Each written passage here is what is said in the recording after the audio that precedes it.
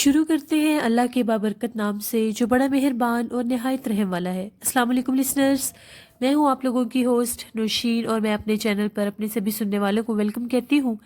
Listeners, कैसे हैं आप सब और मेरे चैनल की खौफनाक कहानियों को कितना एंजॉय करते हैं? अपना फीडबैक मुझे ज़रूर दें। आज आप लोगों के लिए मैं बहुत इंटरेस्टिंग हॉरर स्टोरीज लेकर आई हूँ जो मेरे लिसनर्स ने मेरे साथ शेयर की हैं। आज एक स्टोरी मैं आप लोगों के साथ शेयर करूँगी, उसके बाद जो मेरे लिसनर्स ने शेयर की हैं वो भी आप लोगों के साथ शेयर करूँगी।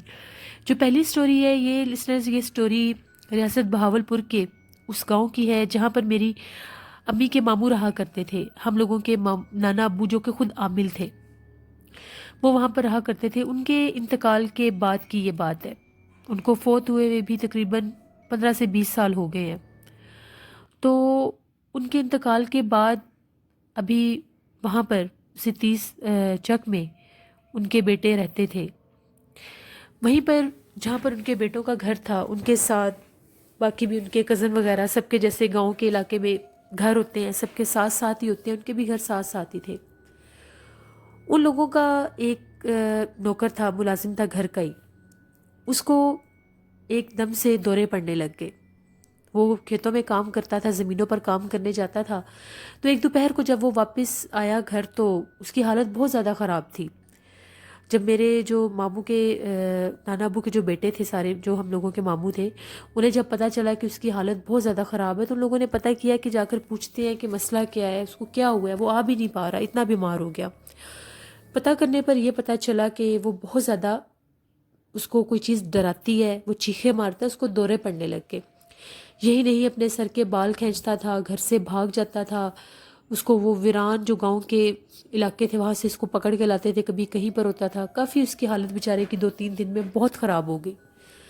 वो जो 30 चक का गांव है वो सारी जगह बिल्कुल इस तरह से है जैसे रेगिस्तान है। हम लोगों ने खुद भी उस जगह को देखा हुआ है। वो सारा रेगिस्तान होता है, वहाँ पर बहुत तपती दोपहर होती है, वो रेत बहुत ज़्यादा गर्म हो जाती है। लेकिन जो ही शाम ढलती है वहाँ पर सारा एटमॉस्फेयर चेंज हो जाता है, बहुत ठंडी हवाएं चलती हैं और दिन की सारी तपश एकदम से भूल जाती है। अब वो इतना बीमार था, नाना अबू की तो डेथ हो चुकी थी। वो तो अब किसी से दम करवा नहीं सकते थे कि वो, अगर तो पहले नाना अबू होते तो वो खुद ही इस चीज़ को कंट्रोल कर लेते थे। तो जो नानी अम्मा थी उन्होंने ये मशवरा दिया कि यहाँ से, जहाँ पर उनका गांव था उससे 2 गांव छोड़कर एक बहुत बड़ा दरबार था, वहाँ पर इसको लेकर जाएं, ये वहाँ पर सलाम करेगा तो ये ठीक हो जाएगा। वो जगह मशहूर थी कि वहाँ पर लोग जाते थे तो उनको अगर कोई ऐसी तकलीफ होती थी तो वो ठीक हो जाते थे।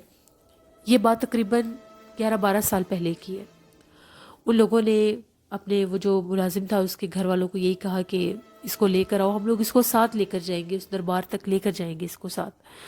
वो सब तैयार हो गए इसको साथ लेकर जाने के लिए। उसकी हालत बहुत ख़राब थी, बड़ी मुश्किल के साथ उसको लेकर आए, यहाँ तक कि उसके हाथ भी बांधना पड़े क्योंकि वो कंट्रोल में नहीं रहता था, या बेहोश हो जाता था या वो ये कोशिश करता था कि मैं यहाँ से भाग जाऊँ। वो अजीबोगरीब ज़ुबान बोलता था और ये कहता था कि मुझे जिन्नात नज़र आते हैं, वो मुझे कहते हैं कि वो मुझे अपने साथ ले जाएंगे।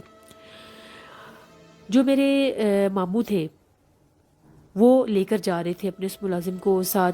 उनका वो जो मुलाजिम था उसके वालिद साहब भी थे। वो कहते हैं कि जब हम लोग इसको लेकर जा रहे थे तो 1-2 गांव तो जो रोड को जिनके साथ रोड्स लगते थे वहाँ तक तो वो चले गए गाड़ी के साथ। आगे जो रास्ते थे वो बहुत ज़्यादा ख़राब रास्ते थे, वहाँ पर गाड़ियाँ नहीं जाती थी। वहाँ पर फिर आगे जो सफ़र करने होते थे उस दौर में वो लोग तांगे पे सफ़र किया करते थे।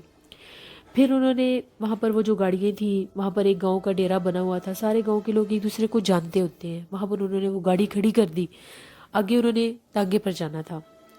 वो कहते हैं हम लोग बहुत ज़्यादा इंतज़ार में थे कि जिस जगह से तांगे चलकर जाते थे वो बिल्कुल एक सुनसान जगह थी। एक बहुत बड़ी वहाँ पर नहर भी थी, वहाँ पर बाकायदा लोग इंतज़ार किया करते थे कि उस जगह पर तांगे आते थे, वो तांगे फिर आगे उस दरबार तक लेकर जाया करते थे। वो कहते हैं दोपहर का टाइम था, बहुत ज़्यादा शिकर दोपहर थी, हर तरफ सन्नाटा और इतनी शदीद गर्मी थी कि समझ नहीं आ रही थी कि गर्मी को इंसान बर्दाश्त कैसे करे।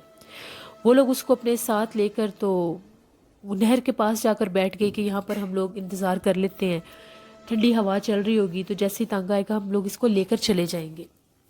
उसकी हालत बहुत ख़राब थी, उसको फिर वो दौरे की कंडीशन उस पर बनी हुई थी, दौरे की कंडीशन बड़ी मुश्किल से उन्होंने उसको कंट्रोल किया था, घुराने की आवाज़ें निकालता था। ایک دم سے ماموں بتاتے ہیں کہ ہم لوگوں کی نظر پڑی تو نہر جس جگہ پر ہم لوگ بیٹھے تھے، دوپہر کا ٹائم تھا، دوسری طرف بہت گھنے درخت تھے، ہم لوگوں سے تقریباً آدھا کلومیٹر دور کر لیں۔ اس طرح سے آوازیں آ رہی تھی کہ جیسے کوئی آپس میں لڑ رہا ہے۔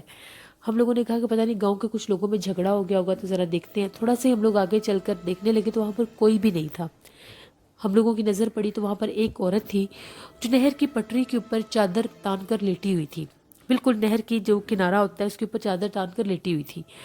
انہیں بڑا عجیب لگا، ان لوگوں نے یہ سمجھا شاید کوئی لڑائی ہوئی ہے تو کسی کو مار کر یہاں پر پھینک گئے ہیں یا پتہ نہیں کیا معاملہ ہے۔ اس کے جو بال تھے سر کے، وہ پانی میں، نہر کے پانی تک میں نیچے تک جا رہے تھے، اور وہ نہر کے باہر کنارے پر لیٹی ہوئی تھی چادر اوپر کر کے۔ ماموں کہتے ہیں بڑی عجیب یہ سچویشن لگی کہ یہ کیا معاملہ ہے، ابھی لوگوں کے بولنے کی آواز آ رہی تھی، یہاں پر تو کوئی انسان نہیں ہے، پھر یہ عورت کون ہے؟ تھوڑا سا جو ہی وہ کنارے کی دوسری طرف تھی، اب وہ جو نہر کو دوسری طرف جانے والی پل تھی وہ کافی زیادہ آگے تھی، اگر وہ اس کو کراس کر کے بھی جاتے تو اس تک آنے میں انہیں کافی ٹائم لگ جاتا۔ انہوں نے آواز دے کر پوچھا وہاں پر کون لیٹا ہوا ہے؟ وہ بالکل ٹس سے مس نہیں ہوئی، ایسا لگا کہ جیسے اس نے ہلکی سی چادر اٹھائی ہے، پھر اس نے چہرے کے اوپر چادر کر لی، چہرہ نہیں اپنا دکھایا اس نے۔ ماموں کو یہ تسلی ہوگی کہ چلو یہ جو کوئی بھی ہے ہوش میں ہے، زندہ ہے، ٹھیک ہے۔ ماموں کہتے ہیں جو ہی میں واپس پلٹا، میں نے اس کو کہا کہ میں بتا دیتا ہوں کہ تمہارے بال پانی میں جا رہے ہیں تو کوئی چیز وغیرہ نہ کاٹ جائے تمہیں۔ ماموں کہتے ہیں جو ہی میں پیچھے پلٹا وہ عورت غائب، وہاں پر کوئی عورت نہیں تھی۔ اتنی ہی دیر ہوئی ہوگی کہ میں نے اس کی طرف کمر کی اور مجھے اس بات کا خیال آیا ہے، جو ہی میں پیچھے پلٹا وہ عورت وہاں پر نہیں تھی۔ جیسے ہی ماموں تیزی سے اپنے وہ ملازم کی طرف آئے، وہ بالکل اس طرح سے عجیب و غریب حلیے میں ٹیڑھا میڑا ہو کر زمین پر نہر کے کنارے کے اوپر ہی وہ ایسا تھا جیسے لیٹا ہوا ہے۔ اس کے باپ نے اس کو پکڑا ہوا تھا اور اس کے اوپر پڑھ پڑھ کر آیت الکرسی اور یہ وہ پھونک رہا تھا کہ یہ ٹھیک ہو جائے۔ ایک دم سے وہ جو نوکر تھا ان کا، اس نے اونچا اونچا چیخنا شروع کر دیا اور اس نے یہ کہا کہ وہ پانی میں مجھے آنکھیں نظر آ رہی ہیں۔ ان لوگوں نے جب دیکھا تو ایسا لگا کہ پانی میں کچھ نیچے گیا، لیکن پتہ نہیں چلا کہ وہ تھا کیا۔ وہ لوگ پہلے ڈرے ہوئے تھے کہ یہ اس کی تو حالت پہلے ٹھیک نہیں ہے، اب اس کو کیا ہو گیا ہے۔ اس میں ایک دم سے اتنی طاقت آ گئی، اس نے ماموں کو بھی دور دھکا دے دیا اور اپنے باپ کو بھی دور اٹھا کر پھینک دیا، اور خود تیزی سے بھاگتا ہوا انہی درختوں کی طرف چلا گیا جس طرف ماموں نے وہ عورت لیٹی ہوئی دیکھی تھی۔ اب وہ جگہ تو برج کافی زیادہ آگے تھی جو نہر کو دوسری طرف لے کر جاتی تھی۔ اس نے پانی میں چھلانگ لگا دی، پانی میں چھلانگ لگا کر نہر کی دوسری طرف جا کر اسی درخت کے نیچے بیٹھ کر اونچا اونچا رونے لگ گیا۔ ماموں اور اس کے جو والد صاحب تھے وہ نہر کی اس طرف تھے۔ انہوں نے اس کو بہت آوازیں دیں کہ ادھر سے اب کہیں نہ جانا، ادھر رک جو، ہم تمہارے پاس ابھی آ رہے ہیں۔ وہ کہتے ہیں وہاں پر اس وقت کوئی کشتی بھی نہیں تھی کہ دوپہر کا ٹائم تھا، گرمی بہت زیادہ تھی۔ اس کے باپ نے کہا کہ میں تیر کے چلا جاتا ہوں، مجھے نہر میں تیرنا آتا ہے، تو میں نہر کے اس طرف چلا جاتا ہوں۔ ابھی وہ یہ کہہ رہے تھے، وہ درخت کے پیچھے، جو اس کو ایسا لگا کہ درخت کے پیچھے سے کسی نے بلایا ہے، وہ اس طرف فیس کر کے باتیں کرنے لگ گیا، اور اس کے ساتھ ایسا لگا کہ کہیں نہر کے نیچے اتر کر بھاگ گیا ہے۔ اب یہ دونوں نہر کی اس طرف تھے، وہ اس طرف سے بھاگ گیا، کہیں پتہ ہی نہیں چلا چیخے مارتا ہوا کہاں گیا کہاں نہیں گیا، کچھ پتہ نہیں چلا۔ یہ لوگ بڑی تیزی کے ساتھ نہر کی پٹری کی طرف بھاگے، وہ جو نہر کے اوپر پل ہوتا ہے اس کی طرف بھاگے، کافی زیادہ بھاگے، وہ کافی زیادہ آگے تھا۔ جب یہ لوگ پل کے اوپر پہنچے، لوگوں نے پل کراس کیا، پھر اتنا ہی بھاگ کر پیچھے آنا تھا جہاں پر وہ درخت تھا۔ جیسے یہ لوگ اس درخت کے پاس آئے، نیچے اترے، نیچے بالکل ویرانہ تھا، جھاڑیاں تھیں، درخت تھے، کوئی ایسا گھر ور نظر نہیں آ رہا تھا۔ بڑی انہوں نے آوازیں دی کہ تم کہاں ہو، اس کو آوازیں دیتے رہے، ڈھونڈتے رہے۔ گاؤں کی جو آبادی تھی وہ نہر سے تھوڑی دور تھی، بالکل اس کے تعاقب میں نیچے اترے تو ایک درخت کے پاس سے اونچا اونچا کسی کے رونے کی آوازیں آ رہی تھیں۔ اب یہ لوگ ڈرے ہوئے بھی تھے کہ ہم لوگ کیا کریں، کہاں سے ڈھونڈیں اس کو، اس کی پتہ نہیں کیا حالت ہوگی، کسی چیز نے نقصان نہ پہنچا دیا ہو، کیونکہ ماموں نے بتایا تھا میں نے بھی یہاں پر ایک عورت کو دیکھا تھا۔ جیسے وہ لوگ آگے گئے تو وہ ایک درخت کے نیچے وہی ان کا جو ملازم تھا وہ ایسے بیٹھ کے رو رہا تھا اونچا اونچا، اور کہہ رہا تھا مجھے چھوڑ دو، مجھے چھوڑ دو۔ جو ہی یہ لوگ اس کے پاس آئے، انہوں نے اس کو پیار سے سمجھایا کہ یہاں سے بھاگنا نہ، ہماری بات سنو، تمہیں کیا ہوا ہے۔ وہ جب اس نے ان کو دیکھا، وہ ان کی طرف تیزی سے بھاگا اور آ کر ان کو کہتا ہے کہ مجھے بچا لو۔ وہ ایک عورت ہے، اس کا چہرہ بہت زیادہ بھیانک ہے، جو جنات مجھے نظر آتے ہیں ان سے بھی زیادہ بھیانک ہے، اور وہ مجھے اپنے پاس اس نے بلایا ہے، اور وہ مجھے کہتی ہے کہ میں تمہیں مار دوں گی، میں تمہیں तुम्हारा दिल निकाल कर खा जाऊंगी। वो इसी दरख्त पर बैठी हुई है। वो लोग दरख्त पर देखे, उन्हें कोई चीज़ वहाँ पर नजर ना आए, लेकिन दरख्त जोर जोर से झूल रहा था। वो चीखें मार मार कर कह रहा था, वो सामने बैठी हुई है, उसका बहुत ज़्यादा खौफनाक चेहरा है, यहाँ से जल्दी चलो। वो कहते हैं कि हम लोग उसको लेकर वहाँ से जूं ही भागे, दोबारा नहर के ऊपर चढ़े। थोड़ी सी ऊंची जगह थी। बैक साइड से बहुत ज़्यादा खौफनाक चीखों की आवाज़ें आने लगी और ऐसा लगा कि कोई कुत्ते, काले रंग के कुत्ते उनके पीछे भागे हैं। वो लोग बहुत तेज़ी के साथ आगे निकले तो 1 से 2 कुत्ते थे जो ऊंचा ऊंचा भौंक रहे थे और उनके पीछे भागने की कोशिश कर रहे थे। खैर वो कहते हैं कि बड़ी मुश्किल से हम लोगों ने वो दोबारा पुल क्रॉस की। पुल क्रॉस करके हम लोग नहर से नीचे उतरे। वहाँ पर एक तांगा था। कुत्ते मुसलसल भौंक रहे थे। उसी झाड़ियों में उन्हें वो काले रंग के कुत्ते खड़े हुए भी नजर आए, मगर उनके पीछे वो नहीं आ सके। जब वो लोग कहते हैं कि हम लोग तांगे पे चढ़े हैं तो सारे रास्ते हम लोगों के तांगे के पीछे वो काले रंग के 2 कुत्ते थे। इतनी तेज़ी से वो पुल की तरफ आए और वहाँ से वो तांगे के पीछे लग गए। वो बहुत तेज़ भाग रहे थे। उनका जो चेहरे थे वो भी इतने खौफनाक थे तो वो कुत्ते, लेकिन उनके बहुत भयानक चेहरे थे। मामू उसके बाप को ये कह रहे थे इसका हाथ अच्छे से पकड़ना कि ये छलांग ना लगा दे तांगे से। तांगे वाले को भी सारी बात बताई। उसने कहा कि नहर की ये जो पुल वाली जगह है जहाँ पर वो दरख्त आप बात कर रहे हैं, ये बहुत कदीम पुराना दरख्त है। यहाँ पर बहुत भयानक चुड़ैल का बसेरा है। ये दोपहर के टाइम अक्सर ऐसे औरत का रूप लेकर तो नहर पर लेटी रहती है। बहुत से लोगों को इसने जानी नुकसान दिया है। रात के टाइम भी यहाँ पर ये फिरती है। ये कुत्ते भी जो हैं ये जिन्नात की कोई किस्म है जो पीछे लगे हुए हैं। आप लोग आयतुल कुर्सी पढ़ें। उन्होंने आयतुल कुर्सी पढ़ी। खैर वो तांगे के बिल्कुल पास नहीं आते थे, रहते थोड़ा थोड़ा पीछे ही थे, लेकिन उनके तक्कुब में वो ज़रूर थे। अब वो बिल्कुल जैसे ही वो कहते हैं कि वो जो नौकर था उनका जिसके ऊपर जिन्नात का असर था, वो बहुत ज़्यादा खौफज़दा और सहमा हुआ था, जैसे एकदम से उस पर किसी चीज़ का असर हट गया। वो इतना खौफज़दा था और बार बार ये कह रहा था कि वो ये जो कुत्तों के साथ वो भी भागती हुई आ रही है, उसका चेहरा बहुत खौफनाक है, वो इन कुत्तों के साथ ही भाग रही है। उसको शायद वो नज़र आ रही थी। जैसे मामू कहते हैं हम लोग दरबार की इलाके में पहुंचे, तांगे वाले ने कहा कि बस अभी बिल्कुल आगे सामने दरबार है। एकदम से वो जो कुत्ते हम लोगों के तांगे के पीछे आ रहे थे, वो एक दरख्त की तरफ भागा, दूसरा दूसरे दरख्त की तरफ, वो गायब हो गए। हमने उनको आगे किसी जगह पर जाते नहीं देखा। हम लोग जो ही दरबार पर उतरे, दरबार पर जाकर सलाम किया। वहाँ पर एक बुज़ुर्ग बैठे हुए थे बिल्कुल दरबार के पास ही।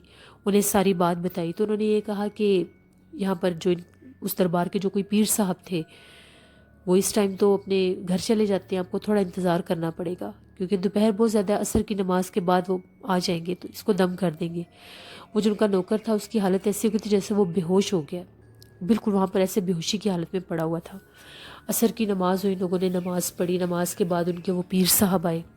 वो पीर साहब जब आए तो उन्होंने देखा, इन्होंने अपना तारुफ करवाया, अपने जो उनके वालिद साहब आमिल थे नाना अबू खुद, उनके बारे में बताया। वो भी उनको जानते थे। बड़े अच्छे से उन्होंने उनको बिठाया। उस लड़के को जब दम किया वो जो नौकर था तो उन्होंने ये कहा कि इसके ऊपर जिन्नात का बहुत सख्त बसेरा है। इसको जिन्नात जिस तरह से ये किसी दरख्त के नीचे सोया है दोपहर के वक्त, उस दरख्त पर जिन्नात थे, उन जिन्नात ने इसको पकड़ा है। उन्होंने इसके दिमाग को इस हद तक काबिज किया हुआ था कि वो सब कुछ इससे वो करवा रहे थे। वो इसको बाकायदा डराते थे, नज़र भी आते थे। फिर उन्होंने सारी बात बताई जो रास्ते में नहर वाला वाक़या हुआ। तो फिर वो जो पीर साहब थे उन्होंने बताया कि वो नहर के उस हिस्से में वो बहुत भयानक चुड़ैल है जो कि बहुत साल पुरानी है। वहाँ पर उसको उस जगह पर कैद किया गया है। वो उस जगह की ही मुकीम है। वो मुख्तलिफ रूप लेकर वहाँ से बाहर निकलती है, लेकिन वो जब उस हदूद से बाहर निकलती है तो वो किसी इंसान को नुकसान नहीं पहुँचा सकती। अगर उसकी हदूद में चले जाएं तो वो नुकसान ज़रूर पहुँचाती है। फिर उन्होंने पूछा कि वो तो इसको अपने साथ ले गई थी और ये रो रहा था। उन्होंने कहा कि जब इसके ऊपर उस चुड़ैल का असर हुआ था तो वो जो जिन्नात जिन्होंने इसको पकड़ा हुआ था वो जिन्नात इससे पीछे हट गए थे। उस टाइम वो चुड़ैल जब इस पर आई तो वो जिन्नात इससे पीछे हट गए। अभी भी इस पर वो जिन्नात हैं, लेकिन उस चुड़ैल की वजह से अभी वो इससे पीछे हैं। जैसे ही आप लोग इसको गांव में वापस लेकर जाएंगे वो जिन्नात इस पर दोबारा हावी हो सकते हैं अगर इसको दम दरूद ना करवाया गया। फिर उन्होंने कहा कि इसको 2 दिन यहाँ पर रखना पड़ेगा। 2 दिन उन्होंने इसको वहाँ पर रखा, उसको दम किया, उसको तावीज़ वगैरह पिलाए। कुछ उसकी हालत ठीक हुई, बीच में से वो कहते हैं कि 2 से 3 दफ़ा उसको दौरा भी पड़ा था। उसके बाद जब 2 दिन के बाद वो उसको वापस लेकर आए, अब उन्होंने सख्ती से मना किया था कि नहर के उस हिस्से की तरफ आप लोगों ने जाना ही नहीं है, आपको दोबारा वो मुतवज्जा करने की कोशिश करेगी। फिर सब ने अपने अपने गले में तावीज़ पहने। उस लड़के को जब गांव वापस लेकर आए ماموں کہتے ہیں جب ہم لوگ گاؤں کے اس حصے سے گزر رہے تھے ہمیں بالکل واضح ایسا محسوس ہوتا تھا کہ کوئی بہت بھاری چیز ہم لوگوں کے ساتھ ہے. ہم لوگ تانگے پہ تھے, واپسی پر وہ تانگا وہاں پہ رکتا نہیں, وہی آگے لے کر جاتا تھا انہیں. تو وہ کہتے ہیں کہ اتنا بھاری تانگا ہو گیا تھا جیسے اس طرف سے ہی بہت بھیانک آوازیں بھی آ رہی تھیں. واپسی پر بھی ان لوگوں کو وہاں پر آتے آتے دوپہر ہو چکی تھی. پھر اس گاؤں میں پہنچے, وہاں سے اپنی گاڑی لے کر وہ لوگ واپس آئے. وہ لڑکا کچھ عرصہ بیمار رہا تھا, اس کو ڈرانے خواب آتے تھے, لیکن دورہ پڑنے والی جو حالت تھی وہ ٹھیک ہو گئی تھی.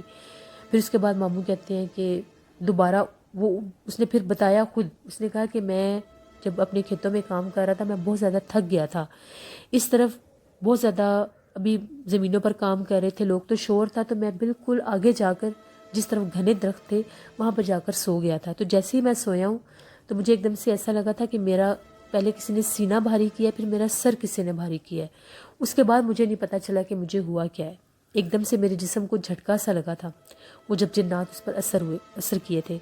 پھر دوبارہ وہ کام تو کرتا رہا تھا لیکن کبھی اس سائڈ پر نہیں گیا.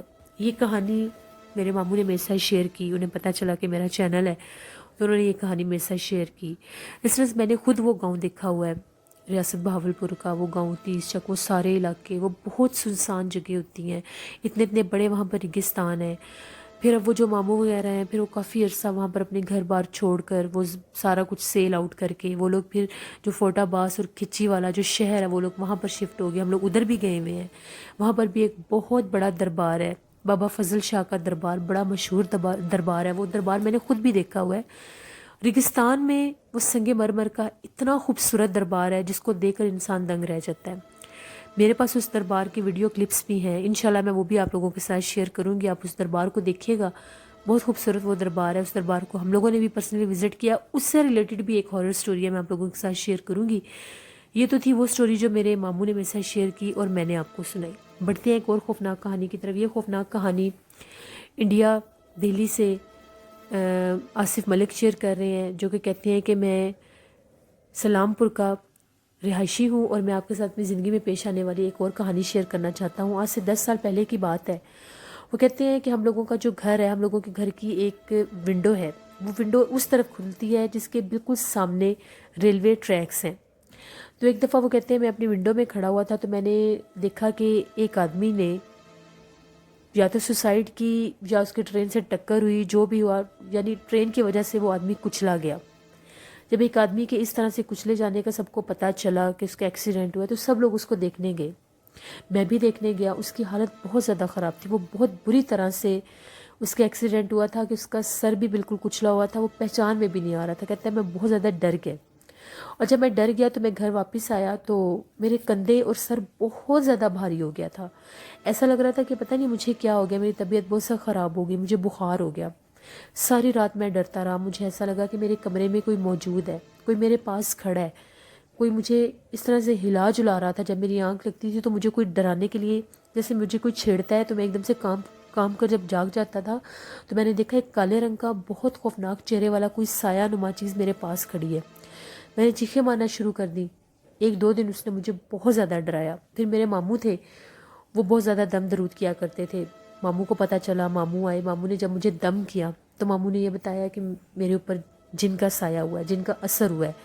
کیونکہ میں اس وقت اس چیز کو دیکھ کر آیا تھا, وہ جو ایکسیڈنٹ انسان کسی کا ہوا تھا, اس کی جو جس طرح سے اس کی ڈیڈ باڈی کی جو کنڈیشن تھی, ایک وہ بھی خوف تھا. دوسرا وہ کہتے ہیں وہیں سے میرے اوپر جنات کا اثر ہوا.